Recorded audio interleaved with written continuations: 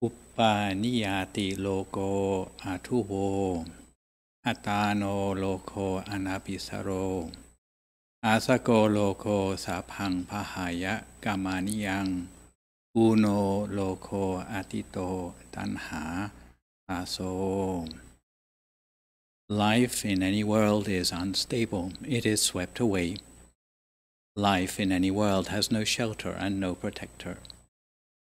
Life in any world has nothing of its own. One has to leave all and pass on. Life in any world is incomplete, unsatiated, the slave of craving. I would like to start by paying homage to the Lord Buddha, offering salutation to senior and junior monks respectively. Greetings to all the lay supporters and distinguished guests who have joined with this online funeral chanting today, especially the Kohiran family who allowed and supported their beloved father and husband to take the ambitious step of taking full ordination as a Buddhist monk at the end of his life, instead of enjoying retirement like most other gentlemen of his age. Also sponsoring the funeral today are all 20 branches of the Dhammakaya Foundation in North America, the Council of Thai Bhikkhus in America, and the Hosuwan family. We are gathered here today in order to celebrate the life of the Venerable Sukhom Brahmasaro, who recently passed at the age of 67. Today is December 20th, 2020. I am Phra Nicholas Thanissaro of the Dhammakaya International Meditation Center, Azusa. And today I'd like to share a short Dhamma talk on the topic of the frailties of human life for the benefit of all those attending or listening in on this funeral. My Dhamma talk today is derived from the Raṭṭhapāla Sutta of the Majjhima Nikaya about the frailty of human life, and also it includes some teachings from the Sala Sutta of the Sutta Nipata, which exhorts us not to wallow in grief when we are bereaved. The first of these scriptures describes a discourse between the king Gaurabhya and the Venerable Raṭṭhapāla Thera. At that time, the Venerable Raṭṭhapāla was staying at King Gaurabhya's Migajira garden in the Guru kingdom. Before, the Venerable Raṭṭhapāla ordained as a monk, rather like the Venerable Sukhom Brahmasaro. He was also ordained by renouncing a social position of great privilege. The Venerable Raṭṭhapāla was the son of the leading clan in Tulokotita. Learning that the monk was in residence, the king decided to pay respect to the Venerable Raṭṭhapāla. King Gaurabhya, who was at that time 80 years old, had a number of state carriages prepared, and mounting one of them accompanied by the other carriages, he drove out from Tulokotita with the full pomp of royalty to see the Venerable Raṭṭhapāla. Having met up with the monk and paid respect, the king asked a question. Since the Venerable Raṭṭhapāla has not undergone some sort of great loss to make you want to ordain, what have you known or seen or heard that you decided to go forth from the home life into homelessness? The monk replied, Great King, there are 4 principles of Dhamma, which I learned from the Buddha, which motivated me to go forth from the home life into homelessness. What are these 4?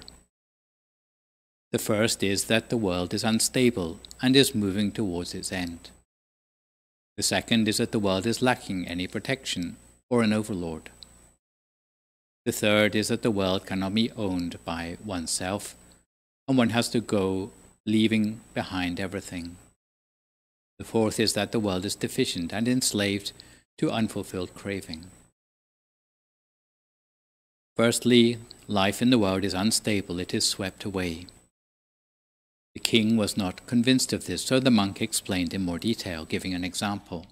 He pointed out that in his youth, the king had been an expert rider of elephants, horses, and chariots, an expert archer and a swordsman, strong, sturdy, capable in battle, as if he had supernormal powers, and unequaled in strength.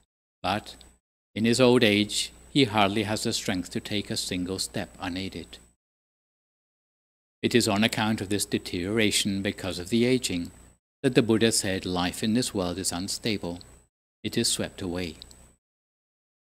In this way, the Venerable Raṭṭhapāla explained how the world is unstable and is moving towards its end. For the second statement that life in this world has no shelter and no protector, although the Buddha does not deny that Dhamma offers a refuge from the world, the king insisted that he was well protected in his court by elephant troops, cavalry, chariot troops, and infantry that could subdue any threats. But the Venerable Raṭṭhapāla asked the king whether he had any chronic indigestion, and the king admitted that he had that ailment. Sometimes my friends and companions, kinsmen, relatives stand around me thinking I'm about to die.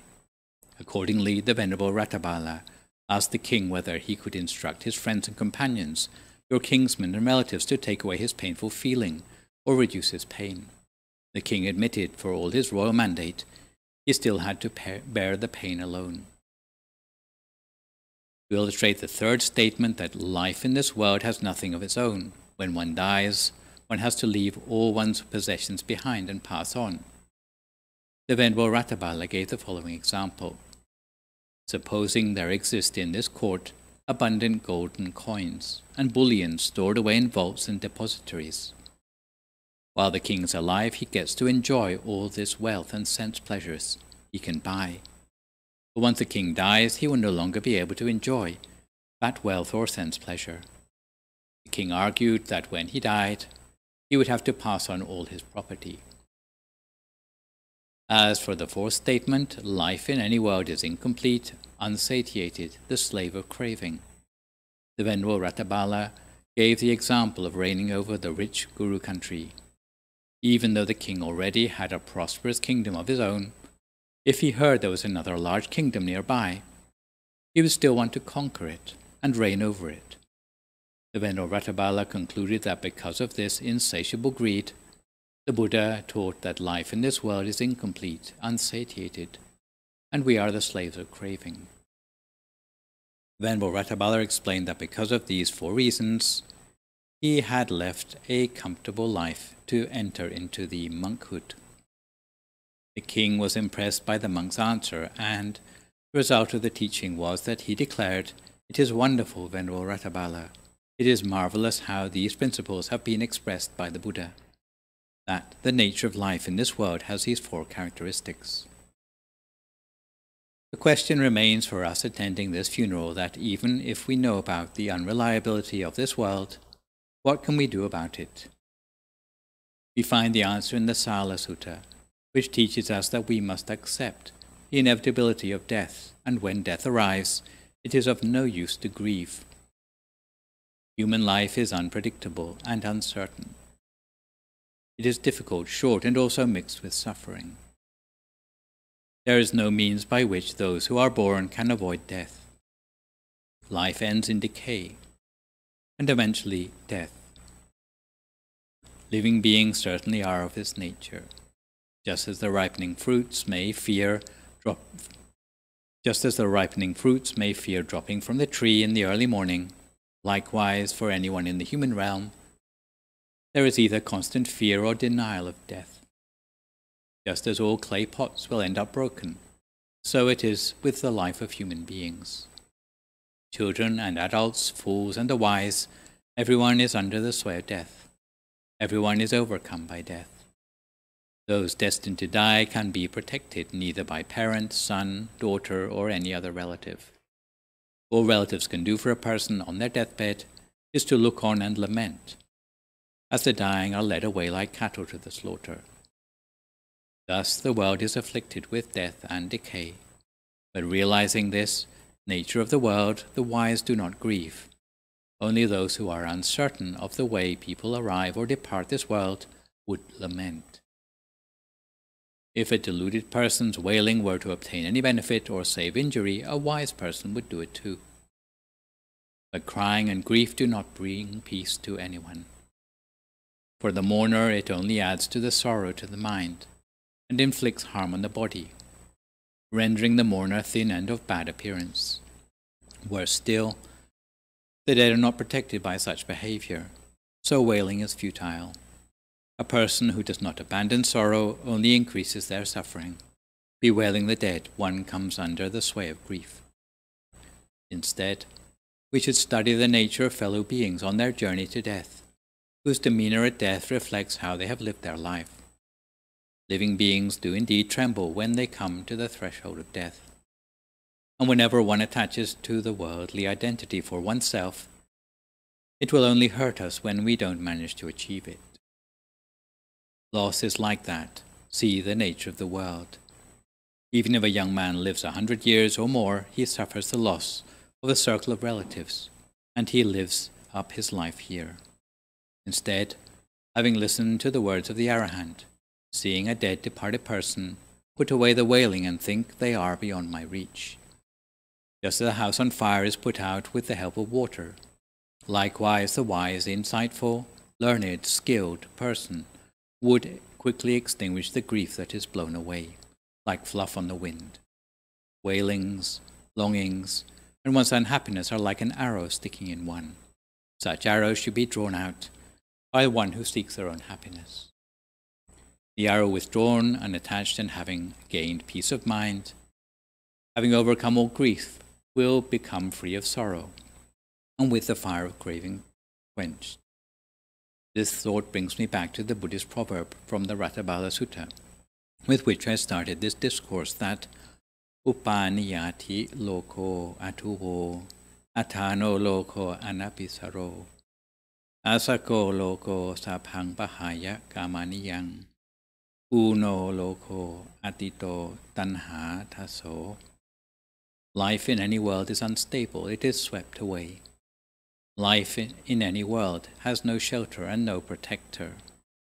Life in any world has nothing of its own, one has to leave all and pass on. Life in any world is incomplete, unsatiated, the slave of craving. Imina gata punyena, through the power of the merits arising from the Dhamma talk today, may they bring the Venerable Sukhom Brahmasaro happiness and prosperity in his new rebirth, according to the wishes of the supporters on this occasion. May these merits bring all supporters long life, strong health, strength, happiness, and quick-wittedness. Whatever good things you wish for in life, may those things come to you easily and in every way. So instead of mourning the Venerable Sukhom Brahmasaro, we should bear in mind that he cultivated a lot more than mere faith in the Buddha throughout his life. The Venerable Sukhom Brahmasaro was a supporter of the temple in California with his family long before his ordination, being one of the founder members of Wat Phut Mewut in the early 90s, and he donated for a countless number of Buddha image statues on the Dhammakaya Chettiya in Thailand. He ordained along with the Dhammadayada training scheme of the IMC Azusa in 2010 at Wat Thai, Los Angeles, North Hollywood, with the Most Venerable Pathet Mongkol Vitet as his preceptor. In 2018, he passed his advanced level Dhamma studies examination. As for his monastic resume, in the year 2010, he was posted to Wat Phra Dhammakaya, Minnesota. In 2016 to 18, he was stationed in Wat Pavana, San Diego.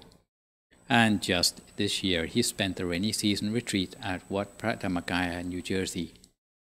The Venerable Sukhom Brahmasaro was well known to be a monk who loved to train himself, being a stalwart and consistent participant of all the activities and monastic routines at the temple. He was well loved by his fellow monks, by the temple staff, and by the congregation.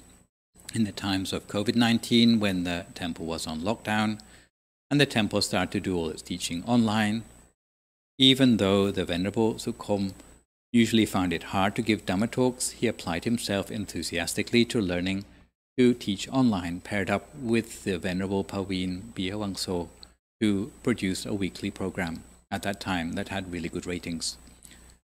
In the final year of his life, the Venerable Sukhom was in charge of hospitality at the IMC Azusa, preparing accommodation for visiting monks.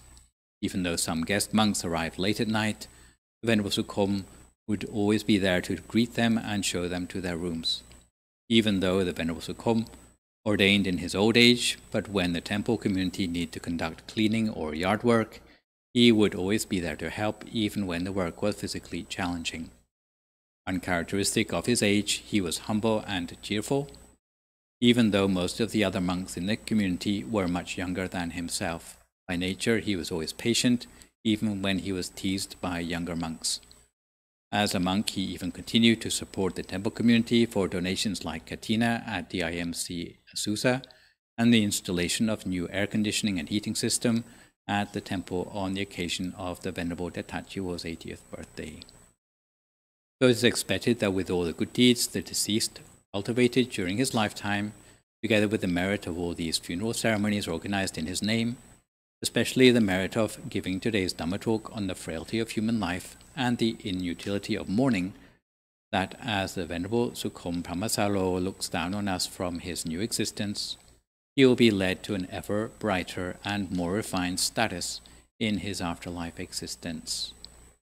So now, before we hear the Abhidhamma chanting, I would like to invite everyone to arouse strong faith in the Buddha and reflect for a few moments in silence on the frailty of human life together.